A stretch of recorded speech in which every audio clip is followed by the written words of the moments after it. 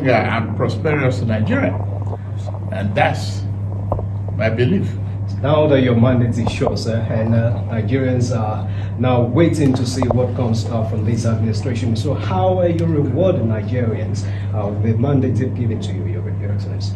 I've started from day one to work hard, regardless of, the court cases, okay? And just strengthen my resolve to do more. A challenge of this nature and a future of this nature is more work and more hard work, more dedication. And just appeal to the sense of patriotism of Nigeria to have a change of mindset.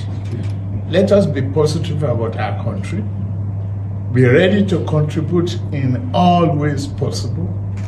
There's no promise of El Dorado from day one. We're all in this boat of diversity, a member of the same family, living in the same house, but stay in different rooms. And it is important that we recognize that we have no other country but this one.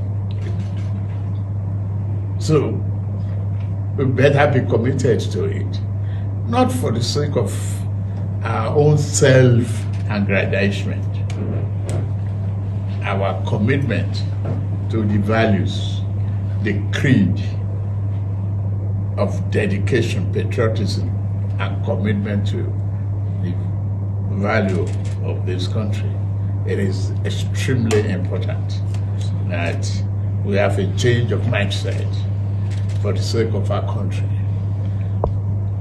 Not for us, but for our children and grandchildren, great-grandchildren, the inheritors of tomorrow.